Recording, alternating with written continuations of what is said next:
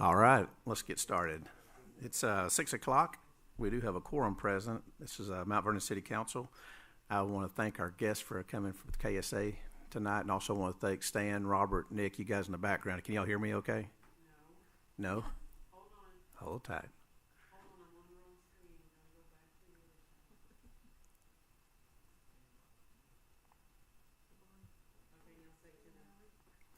All right, can you guys hear me, Stan?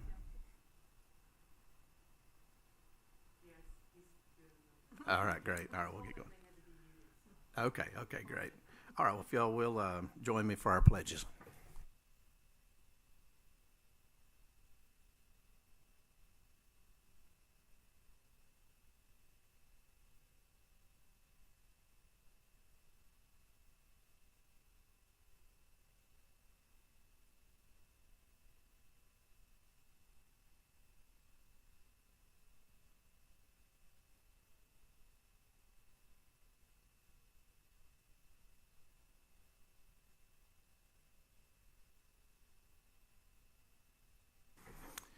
And I jumped right past our invocation. Sherilyn, thank you for tonight. She is going to deliver our invocation for us. Please join me in prayer, please. Thank you, Heavenly Father, for this day and for the lovely rain that we've had this past week. Thank you for this community and the many volunteers that give their time to make this to enhance the quality of life in our community. Please continue to guide them. Father, please be with our law enforcement personnel and our volunteer firefighters. Please protect them and direct their paths. Thank you for the businesses in our community and our surrounding communities. Continue to bless them through these trying financial times. Thank you for the services that they provide to our community. Please be with the city employees as they conduct the business of our city. Protect them and guide them as they make decisions involving our community. And Father, I pray that you will be with the council this evening as we conduct the business of the city. Guide us, help us to make wise and prudent decisions. These things I pray in Jesus' name. Amen. All right, for our consent agenda, if the council has been through the minutes of the April 11th, 2022 meeting, the April 2022 financials, we also had the Historic Preservation Month proclamation. We have a number of new members to our boards, and then the Utilities and Bad Debt Collections Agency. If we have any questions or if not, or changes to the consent agenda, we'll look for a motion to approve. I'll do a motion to approve. Motion to approve from Rebecca. I'll second. Second from Mary. All in favor? Aye. Consent print. All right, report on items of community interest. Does anybody have anything they'd like to share? Harold, I know you've got to have something. No, Just. I can't think there is. I just can't remember. I told you I just woke up. I had a complaint. Okay. We'll hold the Okay. complaints. Okay. I do have one thing. I put out a conserved water notice today on Facebook because they're going to be working at the water plant on the influent. They're changing the influent valve. Anyway, we've notified the SUD in case we need to use their water. But anyway, conserve water tomorrow.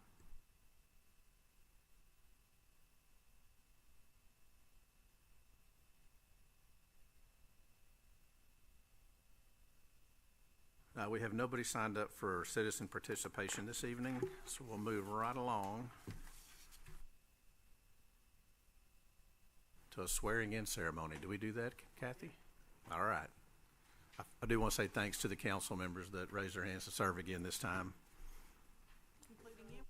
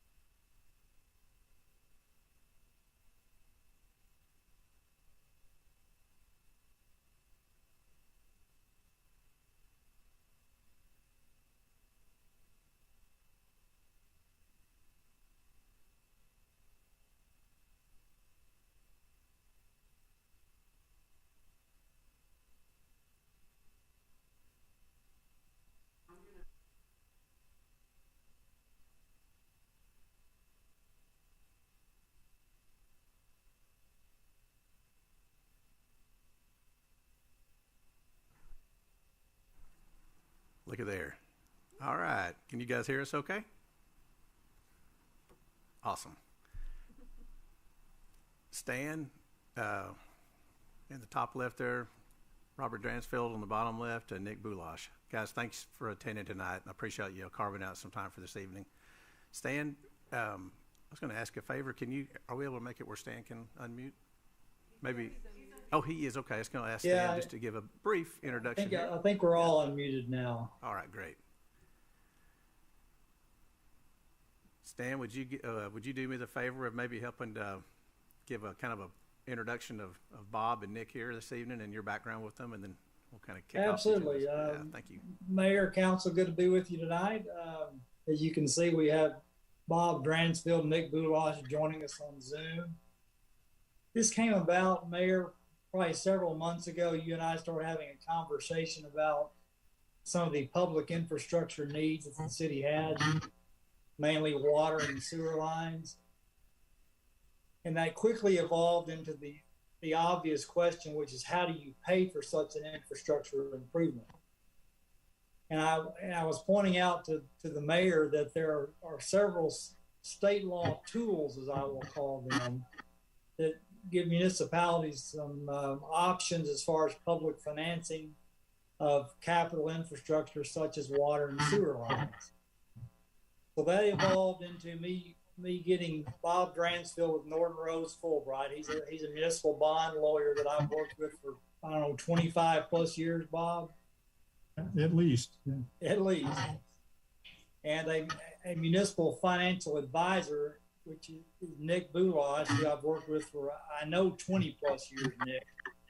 And I suggest that we have a call with the mayor and let them kind of educate all of us on what some of those municipal financing tools are. And so we had several different calls with our group and the mayor, and we decided to put this on an agenda that you have before you tonight. So number one, you could meet Bob and Nick, but number two, so they could kind of introduce you and start walking you through some of the options that Mount Vernon may have to finance its public infrastructure. So with that, Mayor, I'll kick it back to you if you want to give a little more background, and we can let Bob and Nick introduce themselves. Thanks, Stan. Yeah, and I guess backing up really it's probably been a year now, Tina, or maybe a little over a year since we really realized that there was a major infrastructure need in the city of Mount Vernon. We started off with sewer lines, obviously, and just seeing the team digging up roads every day, it seemed like, patching 100-year-old lines, and of course it evolved into finding out we had lead water lines still supplying water to residents. We'll talk about that a little later as we have the KSA guys up. And then the other piece is we're outgrowing and have outgrown our wastewater plant, you would say. 10 years back in our comprehensive plan that others worked on, it identified then that we're pushing the limits of our wastewater plant. Well, now we're getting fines from TCEQ, and we don't budget for fines. So it's actually evolved past the fact that we have, 100-year-old clay tile sewer lines and a lot of water lines that need to be replaced, and some that I'm embarrassed to know that we have families drinking from them today, but it's nobody's fault in this room or on the call, right? It's just history, and it's time to update it. And then, so now we've got the wastewater plant that we also are in the scope of the work as well. But Bob was on those first calls there when Stan said, hey, I got somebody I want you to meet by call, and it's just kind of kicked off it probably helped to guide us as we mapped out the things we needed to get done with the help of our engineering firm, KSA, here tonight. Mr. Bob, I might, if I could, just if you'd like to give just a brief introduction of yourself there too. You're our first agenda item, but what we're doing tonight is we'd like to engage Bob as our bond counsel and Nick as our financial advisor in summary, and let these guys along with Stan help guide us down the path of finding the most disciplined way to finance our infrastructure needs. So that's why we're here tonight, is try to engage these guys to formally take us down the path and find a way to finance our needs. Mr. Bob. Well, Mayor and recording in progress. Members of the council, we're delighted to do that. And as you suggested, there are different ways to go about doing what you have desired to do. You can finance things in different structures or different instruments and so on that can get you to the same point. And, you all are sensitive to, I know, because, budget time is coming up and those types of things. Now, the tax rate has got two different components. It's got the O&M side, and it's got the interest and sinking fund side. The debt that you try to issue, if anything, is going to be paid from ad valorem tax, is going to be typically on the INS side of the tax rate and not part of your 3.5% cap that the legislature put on you some years ago now. So our task is to try to help you figure out what's the most cost-effective way for you to do what you want to do and accomplish the way to finance those improvements. We work hand in hand with Stan and with Nick as the financial advisor, try to figure out the best market approach, and Nick can cover that a little bit as he's talking to you. And then from the legal side, we try to make sure that everything is structured in a legal fashion that, A is the debt instrument you want to issue.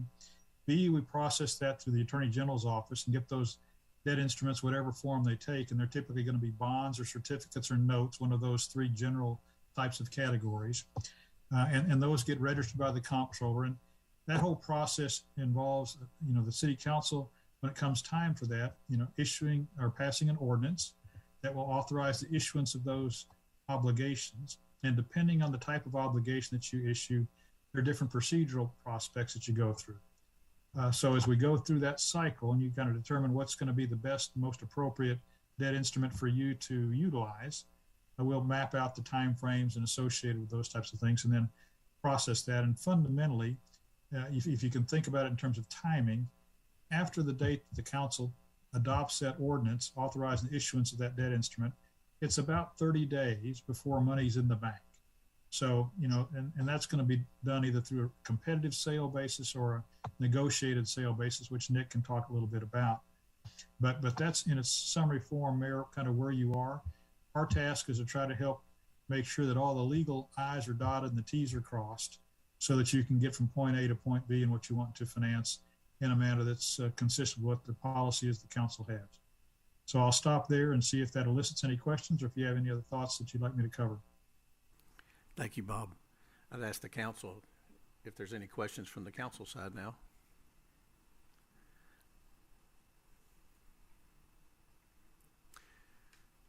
I know from the first time I met you, Bob, and just hearing you like you just did for us in very brief summary, it blows my mind, first of all, and that's why we get people that know what they're doing to help walk us through these things. But I know you did, and Stan's got all the faith in you in the world too. So I mean, I do feel confident we have the right counsel here to help us join the team. So for tonight, and I'll read this. Our item 2 is to consider and act upon the approval of Resolution 22-11 to retain Robert Dransfeld of Norton, Rosen, Fulbright, and L. Stanton Lowry, with Boyle and Lowry as the city's municipal bond counsel. So this would be formally saying you guys are our bond counsel to carry us down the path.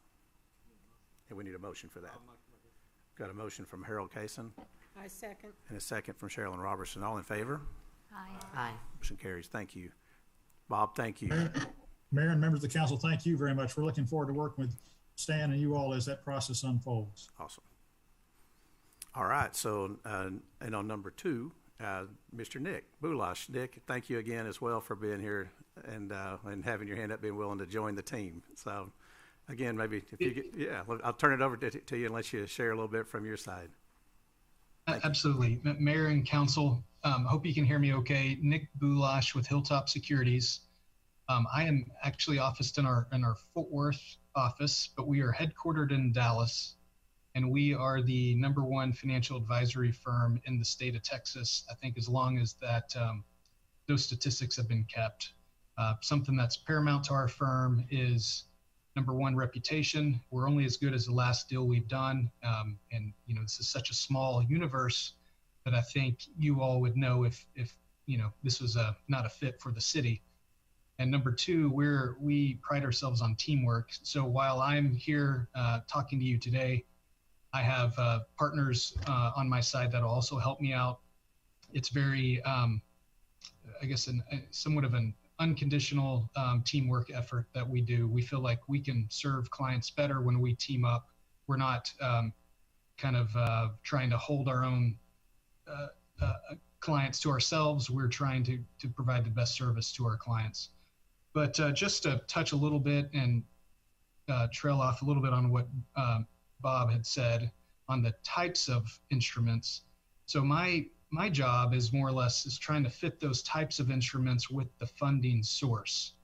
And I know that the city has, and the funding source could be the Texas Water Development Board, which you have an outstanding bond issue with, or it could be a private placement with a bank who buys it and purchases it for their own account, which you also have some debt outstanding in that regard.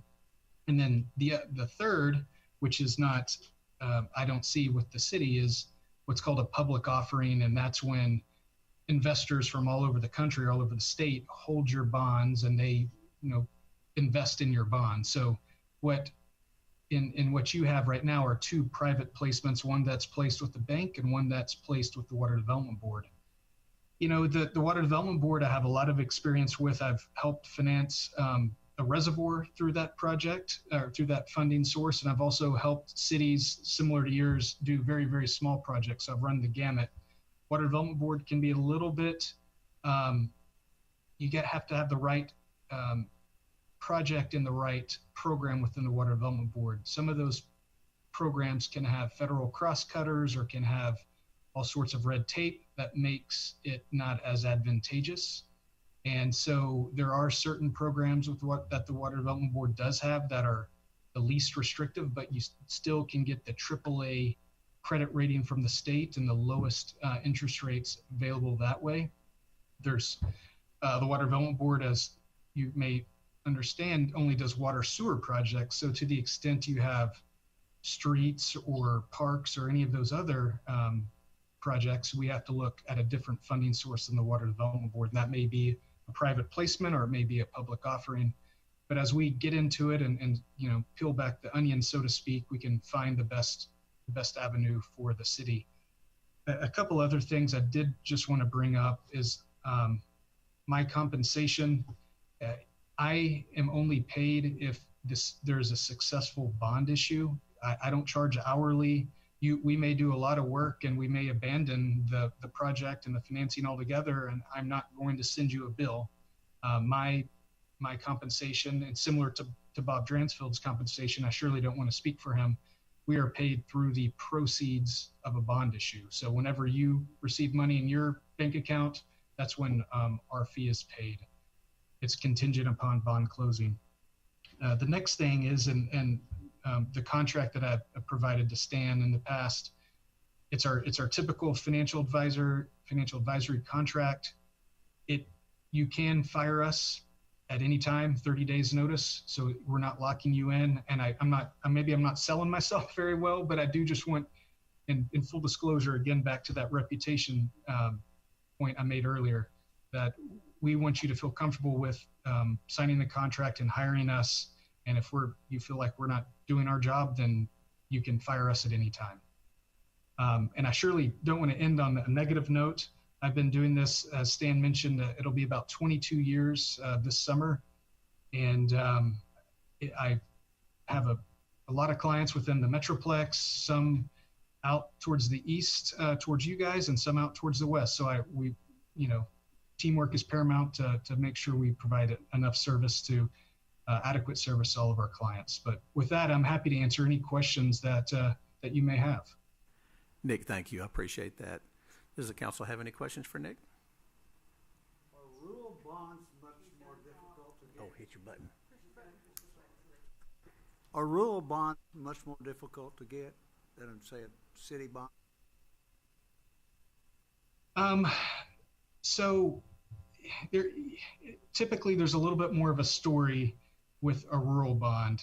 And so with that would be more or less on the public offering side when we're going out to the open market and selling it to investors rather than the Water Development Board or to a bank.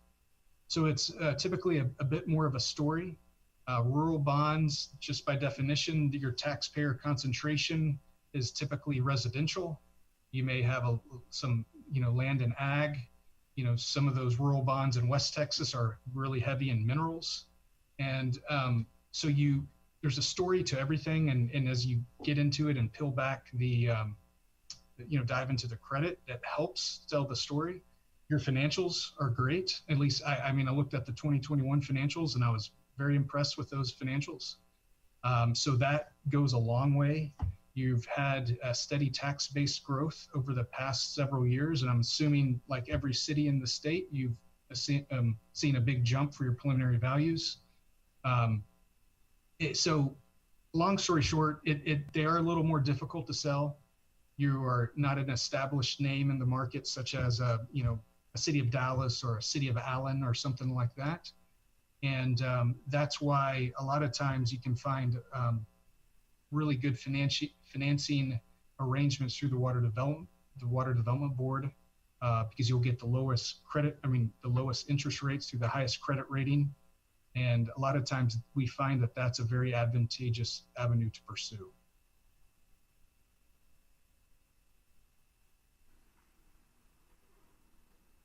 Any other questions? Okay, Nick, thank you very much.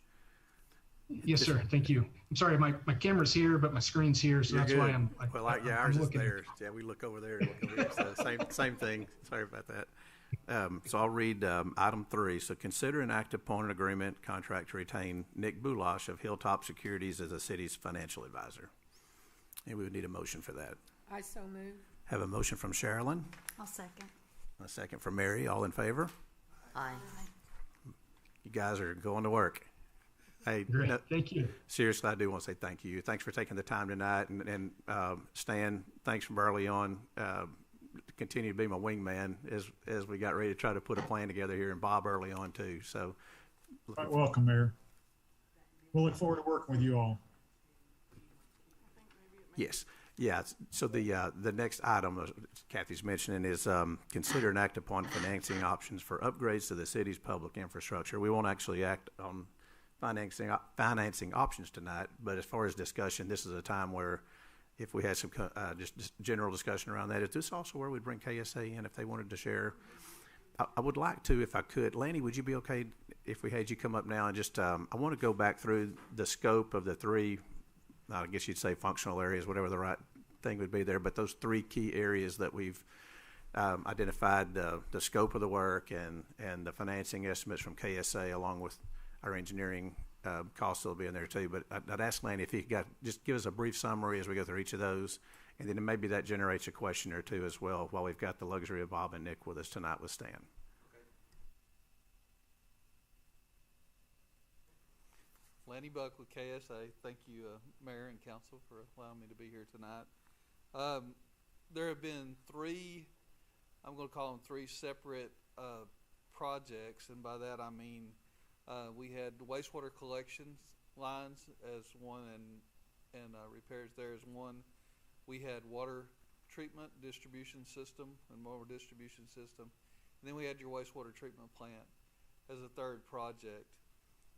Those projects essentially, there are, if you look at the wastewater side of it, there's like 111 manholes that we were looking at either rehabbing or repairing. 65. So there's approximately 130,000 linear feet of, 66,000 linear feet of sewer lines that we're looking at rehabbing. And then we had, I didn't sum these up, but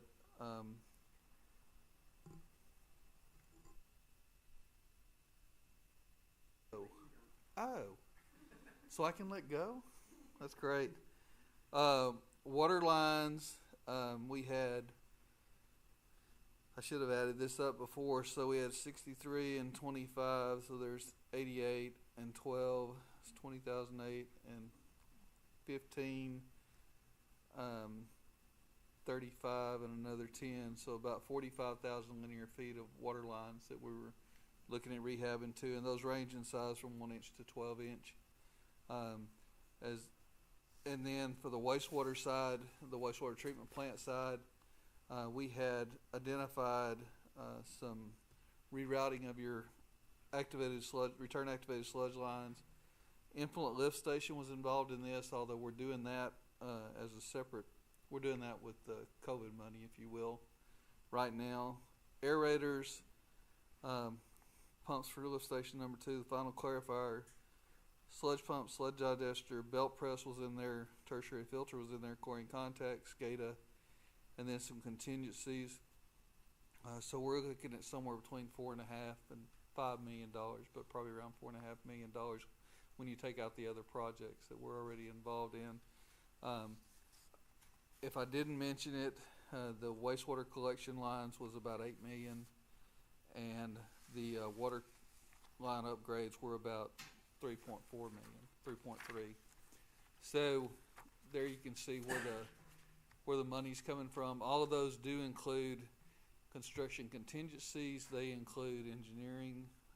They include, and those are our opinions of probable cost as of the end of last year. So they were somewhere around December when the last time we really updated those costs.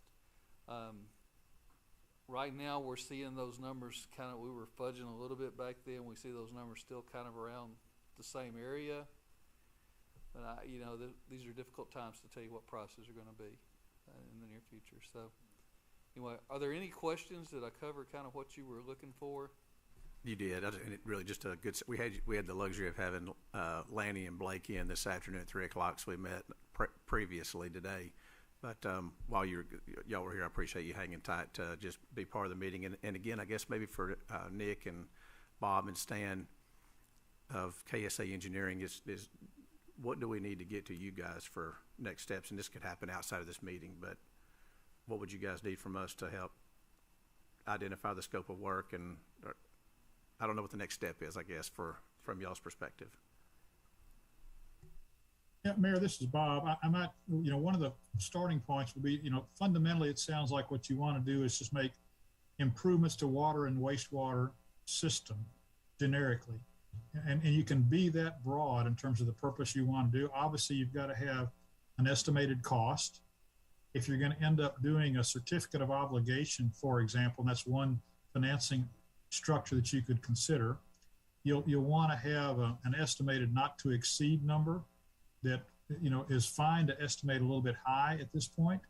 And then when it comes time for the city council to actually adopt the ordinance authorizing those certificates, if you go that direction, then you can be really fine-tuned. And as Nick was alluding to earlier, whether you're going to have that sale be to the Water Development Board or through a private placement or through some sort of a public offering will dictate some of those terms and features of the scenario. But I think, we just need to have a good handle on the project. The projects that have been described, if you're going to use certificates, for example, that have in part the tax pledge and a revenue stream maybe supporting them as well. And then I'll come back to one thing, Mayor, just for the council's benefit on that. That's going to still be on the INS side of the tax rate should that be necessary. And you're going to always hear me in this discussion talk about the difference between a legal pledge and the use of money. So a lot of cities will say, well, we've got plenty of revenue in our water and wastewater system, and we want to get the best borrowing cost we can get. I think Nick would probably agree with me that if you have a tax-oriented financing, that's going to get you the best borrowing cost. Then that doesn't preclude you, however, from using those revenues to make the actual debt service payments. You haven't pledged those revenues, maybe, but you can use them. So I'll make that distinction, but that's going to be the same package we're going to be looking at as we were discussing earlier to get you the best financing structure at the most cost-effective financing that you can achieve to reach those goals. And so I think with what you just outlined in terms of these projects, to me, it's a pretty generic, just the improvements and extensions of the city's water and wastewater system. And under that general umbrella, then the council can determine which project components they want to proceed with. But I'll stop there and see if that's halfway at all responsive to the questions you're trying to address. I think so, yeah. Nick, do you have anything you wanted to add in that realm, or not really? It's okay if you don't. No, I think that's fair. And forgive me for not knowing this in advance, but is the timing of these projects, you want to move forward as soon as possible, or is it? Is there a? Yeah, ASAP. Yes. Okay. So I think what I would probably help me the most, it will be, I will follow up just to make sure I have these figures correctly and kind of start modeling out what this would look like. I assume the city would like to repay this all within its, aside from what Bob said with the secondary pledge from the taxes, but is the city looking to fund all of this through its utility rates, or would it want to fund some of it with its property taxes, or maybe wait to see what the numbers look like and we can make that determination at that time? I think that's the case, is that we need to see what does the math tell us, right? Sure. And then take a Okay. path that we think is most disciplined for the taxpayers, and all of us are obviously citizens of Mount Vernon here, so how much do we want to swallow down and in what fashion? You know, we have the one bond that we have today, maybe that's through Texas Water Development Board too, it's on the water bill. Right. And our citizens bring it up all the time. What is this payment I'm making for $21 a month or $17 a month, you know? And that's something through this whole process, we'd love to clean that up if there's a way to have that wrap back into this whole project versus showing up on a water bill. Does that make sense? Sure. Yeah. You know, I think I don't think there's any, maybe that was part of the determination at the time. I don't think you have to split out, kind of a surcharge on your water bill, but you would need debt as a fixed cost. You're going to have it if you sell any water or not. So typically you want to recover those expenses through your fixed charges and not, your volume charges. So that probably makes sense of why that was put on as a fixed charge on your water bill to match the debt cost, so that you're paying it regardless. But sure, we can look into cleaning some of that up, see if there's a possibility. But we need y'all's help, obviously. So that's why tonight was a first step to say, okay, let's get the dream team put together that can help show us what are those pathways, right? So we know the work we need done, and it's been a year's worth of work. And I do appreciate the work that our team's done in KSA and the council in supporting that. We realize we've got to get it done. It's not something we can not do. It's we're going to prioritize some, I'm sure, and say this is what's going to get done, phase 1, phase 2, phase 3. Maybe we do it like that, but the reality is we have to do something. And we've got new businesses coming and development, and I like to say, we can't afford to flush another commode in Mount Vernon. I mean, we literally are at that point with our wastewater plant. So it's not something we could kick the can down the road any farther, and thankfully that's where everybody in this room is at. Everybody's committed to finding a way to get it done, and we appreciate you guys being willing to help guide us down a path to find the right financing vehicles to do it. So Nick, behind this, we'll get you the information you need, and Bob, make sure you guys have, exactly what it is, the scope of work and the value that we're looking to finance. And then Stan, might pivot back up to you as well. Do you have any, from y'all's end, any final thoughts? We'll be wrapping up this part of the meeting. No, I think it's a good first step. I think it's as you described, it's a necessary project, and we're ready to go forward. All right. Well, hey, I appreciate you guys, and at this point, if y'all want to sign off, we'll let you get on with your evening. But thanks a bunch, and Bob, Nick, look forward to getting to know you guys even better as we move forward here. We will as well, Mayor. Thank you very much. Right. We look forward Thanks. to it. You guys have a good night. Good night. Thanks, Thank you. Recording Bye-bye. stopped.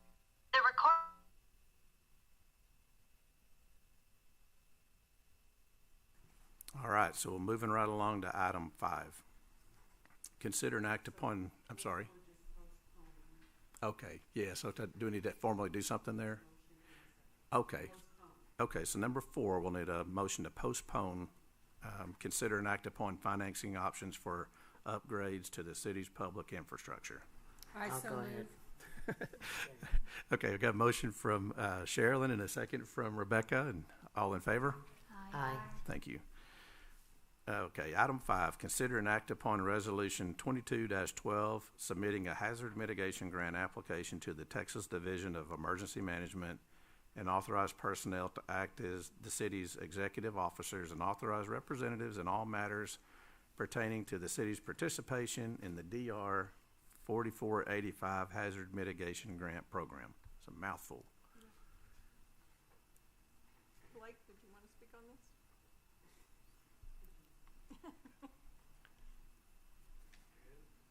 Okay. Blake's been working.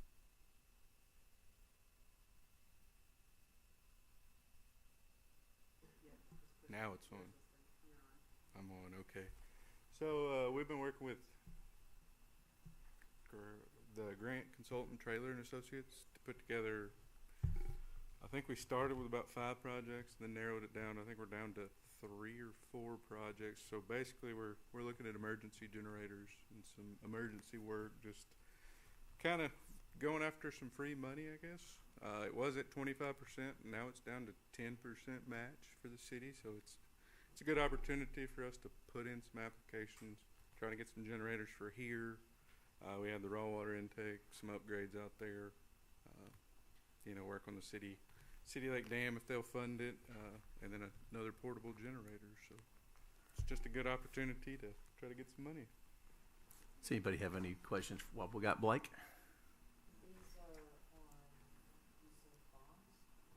It's a grant. So that'd be a $2.2 million grant? That's what it I think says. so. But the match for the city would be $251,000. Yeah, 10%. I think is 10%. what he said it went down to this year. It's good. And as we all know, we need as much free money as we can get, or close to free money. Absolutely. Absolutely. Thank you, Blake. No problem. Anybody else have any questions? All right.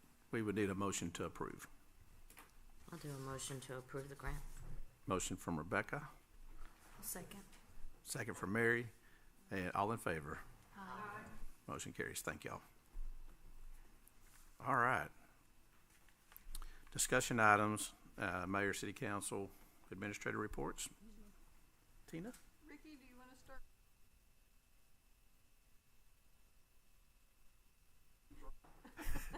Come on down, Sheriff Jones. I think you understood it more.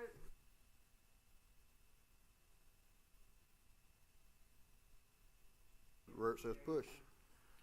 Pretty easy. Follow the directions. A while back, I'd asked City Council, Mayor, thank y'all for letting me speak. I'd asked Tina to do a speed study on 37 TxDOT did, yes. But the request has to come from the city. So we were having a lot of accidents in the area of Brookshire's, O'Reilly's, Yates Street, every now and then Rutherford Street, and then we're having a lot of accidents in the area of the Super Handy McDonald's on the southbound side. We haven't had that many on the northbound side there, like where the 18-wheelers pull out of Sefco, but I think that's just where we're going to have our worst ones whenever we do have one. But we're having some pretty serious ones there at McDonald's, Super Handy, mainly McDonald's, and at Brookshire's and O'Reilly. I mean, we've had cars that left 37, went through the ditch, and wound up in O'Reilly's parking lot. Last month, we had a car wreck at Yates and 37 that took out 6 cars. Hit some in the road and ended up all the way into Connecticut Therapies parking lot and hit cars that was parked in the parking lot. So we've got an issue, I'm thinking, with speed through there. People come in from the north part of the county on 37 bypass. It's 60 miles an hour. They don't slow down until they come over the railroad trestle or the sheriff's office. I'm trying to get the county to buy me a speed sign, so I've kind of put that up in the triangle just to try to get people's attention, just to see and test the trailer out. And then also and when you come in from the south and you're coming down the hill, the speed limit is 55 miles an hour all the way up to about the school, about in front of almost to your house, Mayor. And so that's to me, that's way too fast to be coming through 2 red lights with all the traffic coming and going out there. So I asked them to do a speed study. I asked Tina, Ms. Rose, to ask for a speed study, and they done it. They didn't understand what we were asking for, so they didn't actually do south of the interstate, but they did one from the north side of the interstate all the way through to basically the sheriff's office area. And what they found is everybody's speeding.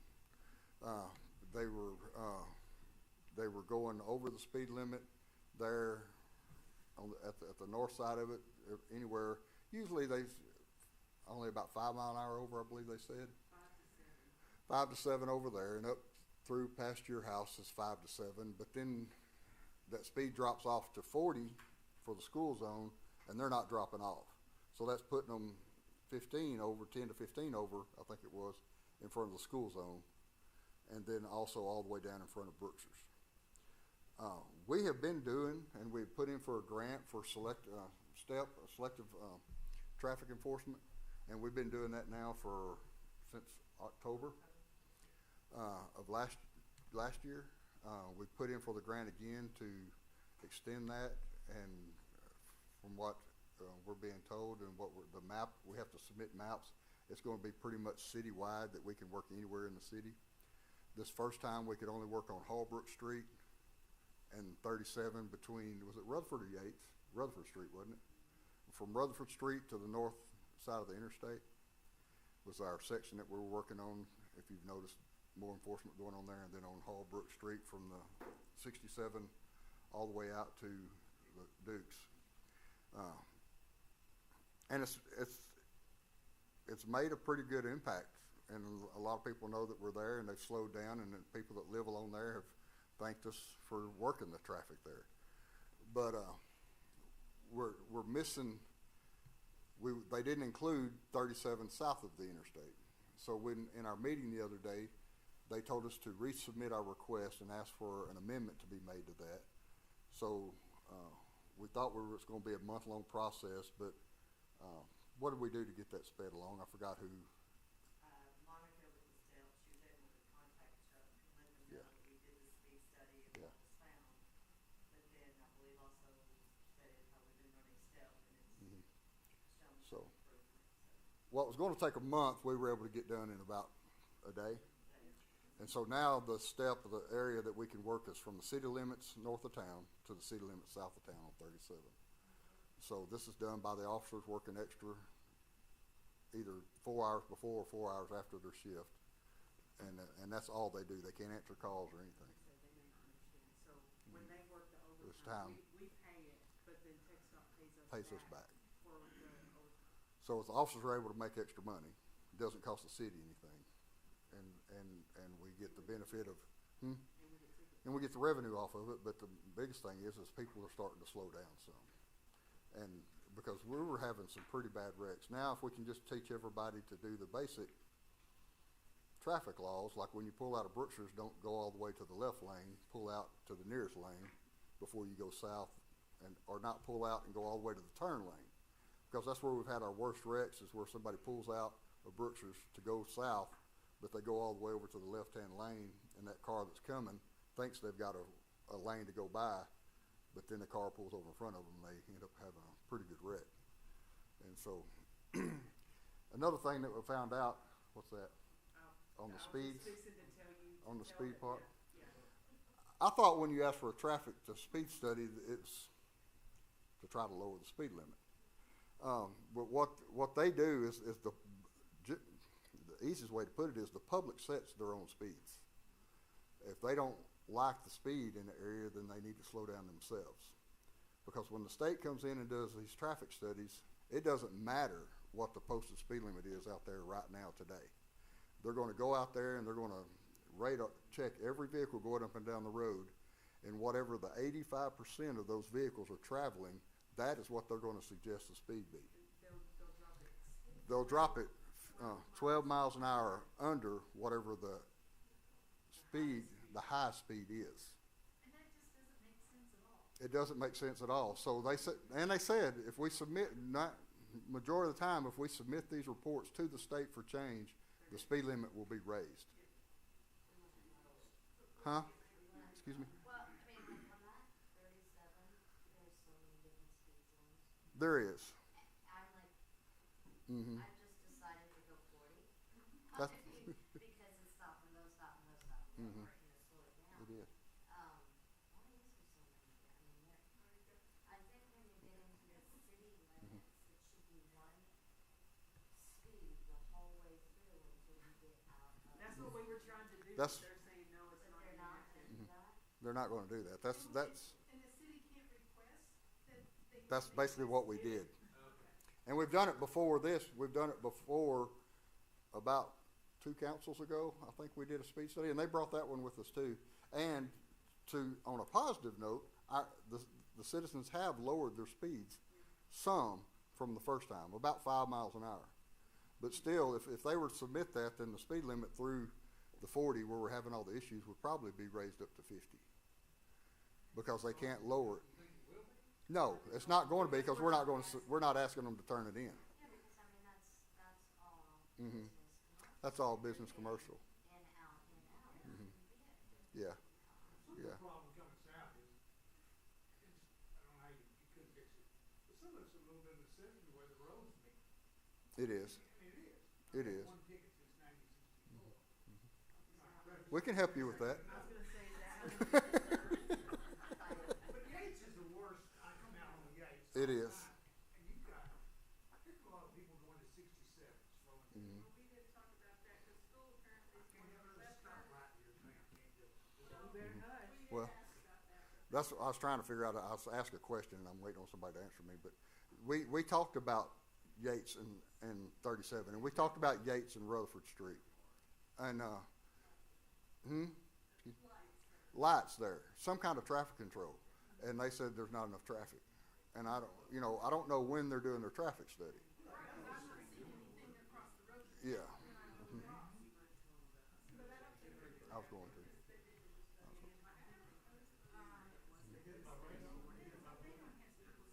Yeah, yeah. I don't think they actually physically come out there anymore. I think they put up cameras, kind of like the flight cameras we're looking at, that does the radar and speed and logs it all computerly on a computer and sends it to them in an Excel spreadsheet.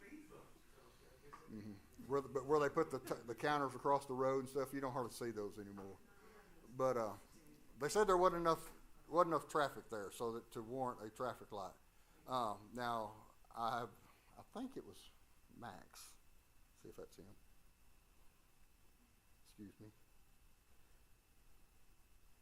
Okay, never mind. It was part of the bond that didn't pass, so they're not going to start doing that. If part of the bond passed, they were going to move half the traffic flow that goes in front of the school now off to the north side, and the middle school would pick up on the north side, which would increase the traffic flow, and we were going to have them come back and do another traffic study. But we don't have to do that now. They're not doing that now. So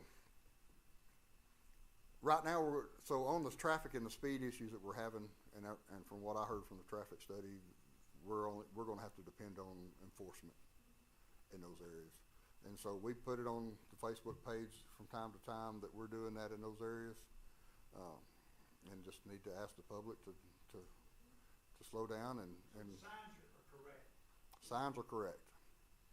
The signs are correct, but but according to their studies that they do, they don't go by the signs at all. It's the public sets their speeds, basically.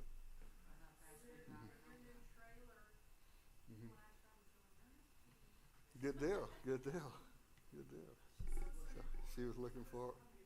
That's right. Now, at this point, we're gonna have to rely on our officers to be stationed and using their new radar guns to stop people that are going over. Yes, yes, ma'am. Mm-hmm. Mm-hmm. And now that they've extended our areas, because, like I said, they don't slow down when they're coming in off of the 60 off the bypass. Yeah, they don't slow down when they come through 37 Main. They're running 60. Most of that, they might start letting off the gas right there. They coast all the way to the sheriff's office, and then they tap their brake because they're coming into more traffic. To when they should be down to 50 by the time they go through the main street, and then 40 when they get to the sheriff's office be slowed down to that. And so So you think you'll try to work that area? we're going to try to work that area out there, and then we're going to extend all the way to be able to work coming in. Mm-hmm. That's right. That's right. So they'll be extending that area.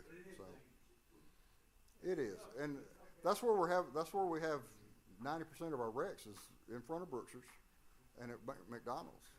And another place that I find that's very dangerous, and I don't think you can do anything about it, is the turn lane that turns between Lanning's Law Office and Methodist Church Mhm. and the road that goes to the school. No. Because if you get people coming from two directions, and one wants to go to the school and this one wants to go in, it's confusing. It's confusing. It's very dangerous. We tried to get traffic control there; they won't do that either. They did, and like, somebody has to die. Long and short. That's why we got the sidewalks on 37. thank goodness. Because we had a couple people, we had a fatality there, and then somebody else got hit, and now we got so I'm thankful to the city for doing that, and with the text dot. You know, that was something that was needed. The other thing is they are going to put a red light on Rutherford Street and the North Service Road. Not Rutherford.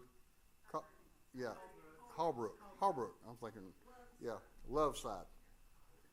On the spur and the North Service Road, they're going to put a red light there. Before, I think. It'll be completed by December. It'll be completed in and completed.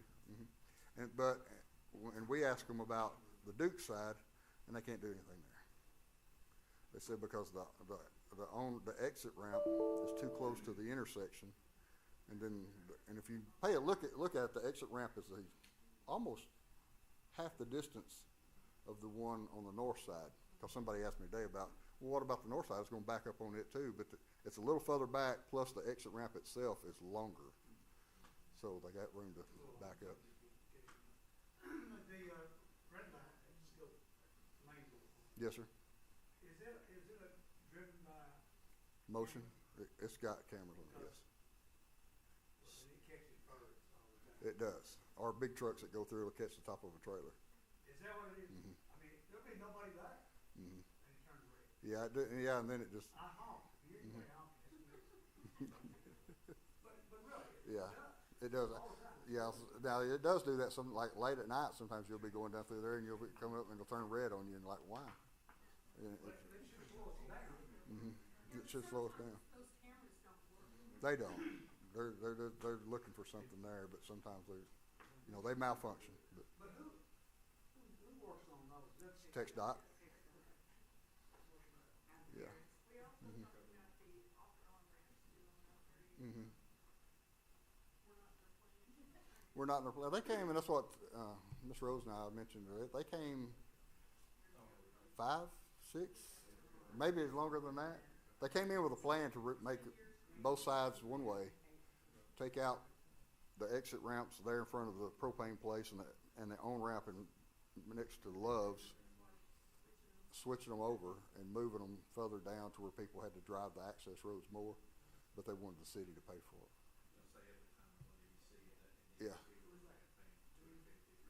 Yeah. Yeah. And so the city told them no, so now they've they've taken that completely off the books. There was a deal on the table, all that Tom Ramsey ran right there, Mhm. fell apart, fell Mhm. through, that was kind of driving it. Yep. Yes, sir. I can see us coming back at some point, say, okay, it's important to us enough to To do decide that. to pay for it. Well, but didn't he say when they start making us turn the one-way service roads that they would then change They would. the off-ramps? So just hold on to your money, go do it. Yeah, I think. The days coming when they do that. Yeah. I'm gonna live a long time for you. And I'll ask Ms. Rose, have we ever written Dukes a letter asking them to put up a stop sign coming off of their property onto the service road? There used to be. I think we need to, as the city needs to send them a letter requesting them to put up a stop sign there. A lot of people don't realize that they have to stop since there's not a stop sign there. But again, if you go, it's leaving private. A lot of people see that as almost a city street since it's straight across and stuff. It's not. You're leaving a private property going into the road you're supposed to stop before you go. But I think they would too. I just didn't know if we'd ever asked them. I don't think we have. I mean, yeah. So. That's Colin. Yeah. So. Anybody else? Anyone have any questions? All right. Yes, ma'am. Do we have to rely on, we probably do because it's a state highway, we can't just go out and say we want the speed limit to do this. Nope, it's not your road. No, ma'am. No, it has to come from them. Mhm.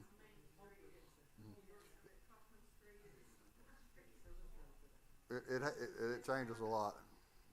I was. Yeah, you double the fine amount. You don't get to collect 200 before going to jail. Hey, while Sheriff Jones is here, I want to brag though, and I know it's y'all, I know they're agencies together, but we had like 2 robberies downtown. Milano's got broke into, and the other one was the Smoke Fish Shack, or Yes, Tobacco Roads. but Tobacco Rose, and both those robbers got caught, right? Both crews We've got caught. warrants for them. We don't even got those arrested yet, have we? One of them got caught for the One of them got caught? Milano's, and then the Yes. Tobacco Roads, they are still at large, but we do have one. But you know who they are, and got one of them. Yes, we got warrants for them. We got the Milano's subject arrested, but the Tobacco Roads, they're hitting a lot of places. Can't believe that Weren't they out of town, Fort Worth? yeah, they're out of the Metroplex. And so that's Leah and Jason, they worked really hard on that. They did a really good job. Yeah. And, Jumped putting right that on it, case yeah. together Yeah, and it was a good a job. Sulphur Springs police officer just happened to have stopped those doing the tobacco shop, and when they got to looking at all the pictures, they said, hey, they had that and that and that all in their car, so we were able to link all All that right. together from their traffic stop. And been able to link them to other burglaries. Other in burglaries, towns as mhm. well. So, It's good to hear when we get the bad guys. thank you, Mayor. Good job. Thank y'all. Thanks, Ricky. Tina, anything else on your side? I'm going to go out for solid waste, the trash bids proposals, so I'll probably be putting that in the paper in the next week or so. I think I'm giving the deadline is July 1st. That way we'll start talking about that in the budget, you know, the figures and stuff. On streets, they're seal coating this week, Alberta Street, Redbird, and Robin Way. I think they've done, I think it's Redbird today. Home program, we're still taking applications. We've gotten a few, so I think only one has been cleared so far, but, if y'all know of anybody that needs a home, they gotta be, anyway, home program. Criteria again. You have to own your own home. It has to be a substandard home. It's gotta be low income. It shows it on the application, and, gotta, yep, yep. 15 years, you have to stay 15 years. I don't think it's 15 years anymore. I think it's like 5, which is crazy. But anyway, you know, we built about 15 homes here in the city. That's about $1 million worth of work. So, So what happened if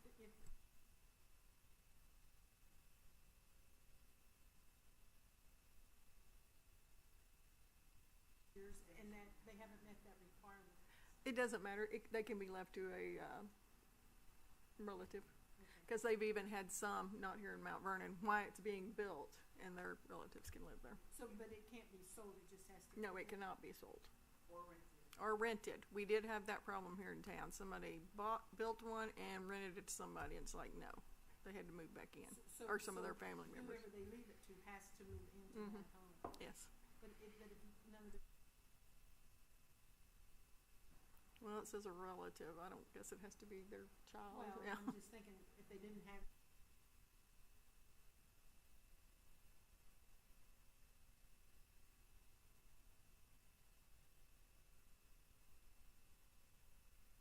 Because we.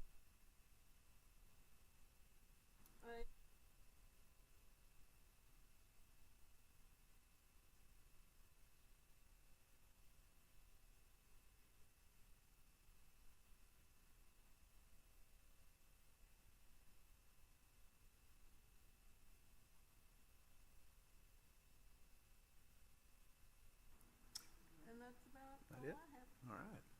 Chief Clasby, do you have anything you want to share tonight? Not to put you on the spot.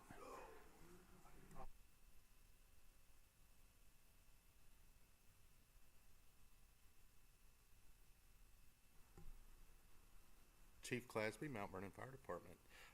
Just a brief update on the department. We're doing really good. We're up to 15 members, 4 of which hold current TCFP certifications, which is the Texas Commission on Fire Protection. They are the ones that regulate paid departments. So we've got 4 guys that actually work for paid departments. And then we've got 2 other guys that were formerly TCFP certified, and they're looking at getting theirs recommissioned. So once that's done, we'll have 6 if we can, just depending on how that works. And then there's 2 of us that are in the academy right now to get our TCFP certification. So we've got some real experienced guys. I've got 2 of the TCFP guys that are on the department have over 26 years each. So we've got 52 years of paid fire experience with those guys, along with several of us. I'm at 26 years, if I do the math right, with my experience in volunteer departments. I've got 3 EMTs. One of them's fixing to finish the paramedic academy and have his paramedic license hopefully within, I think, a month and a half. And then TCFP, I've got the email from TCFP on May 3rd, and we are now voluntarily commissioned. The fire department as a whole is now voluntarily commissioned with TCFP. So we voluntarily fall under their regulations and their guidelines as far as that's concerned. And then as soon as they receive my fingerprints from wherever they got sent to, once they get those in, then I will be named head of department through TCFP and will be fully regulated through them. This is taking a step forward from where we have ever been before. That's too. correct. This gets us into a completely different realm of what do you want to say? As much as I hate to keep saying the word regulated and having oversight, but we now have, once everything's in play, we will now have a oversight, what do you want to say, committee or whatever, that will come in once a year. And anybody who decides, any of the 4 guys plus the other 2 or whoever else we send to the academy, if they want to, because we are a volunteer department, if they want to put their name on our roster through TCFP, then Mount Vernon Fire Department will have to provide the adequate equipment, training, and all that for those guys to meet the same standards as Dallas Fire or anybody else that's TCFP commissioned. Continuing education, which we do that anyway in-house, but it will actually be reported to TCFP. Currently, our training, our continuing education that we do was being reported to the State Fireman's Fire Marshal's office, which is basically a political action committee. They don't do a whole lot. They used to. They used to be a great organization to belong to. Not anymore. They're more interested in money than anything else. So once this year's, I don't know when it ends. I think it's in November when that ends. We're not going to go back to them. So these 4 or 6 individuals that are highly classified or highly experienced, does this help our ISO rating in any way? It will eventually, but currently we're stuck at a 4 until our infrastructure's fixed.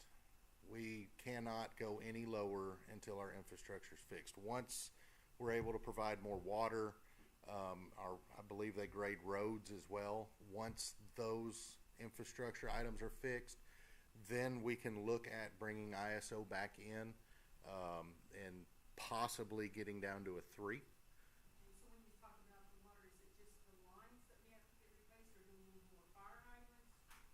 It'd be a combination of both. I can't 100% tell you what it is because the last ISO report was, I think, 10 years ago, something of that nature, 8 to 10 probably, and they earmarked a bunch of stuff then. I know we've improved some things, changed some things and everything else.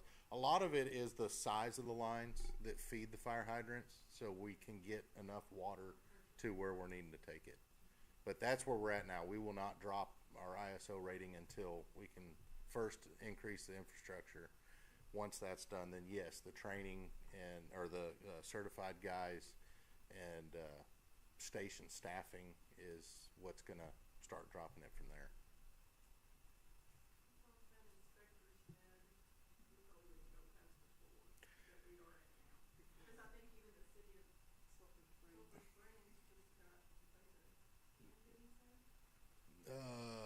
Are you talking about the one we met with?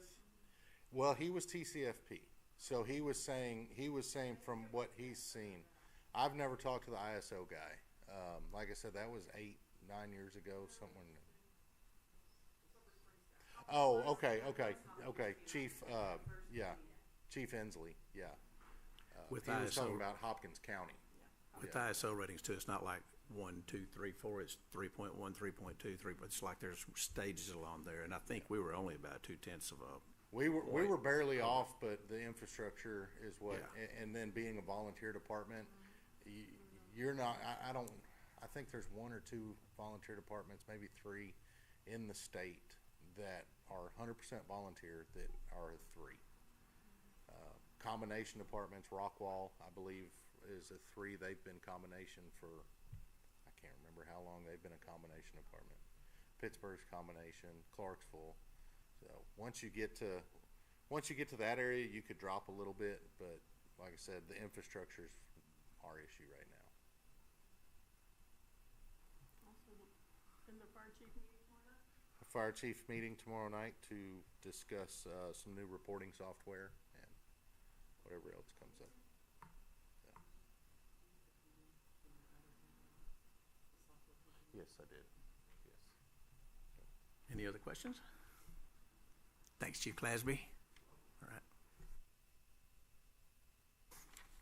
The next item is I want to mention I'd like to see us have a council and EDC workshop. We haven't had one in a bit with COVID and everything else. We're all back on track, and especially after tonight, after putting Bob and Nick and Stan and the team on, we obviously are highlighting our core objectives near term. So I think it's important that we have a workshop together and make sure EDC's aligned and help give them the right guidance they would need to. We've got a good team over there and on our workshop date. So that's the 23rd, and I'm not sure, we're not going to lock it away just yet because we need to make sure we have everybody that both sides has the attendance we need to have. If it has to, we'll move it off to June. But the preference would be in May. I'm not positive that everybody can make it. I'm not positive I can on that date too. So.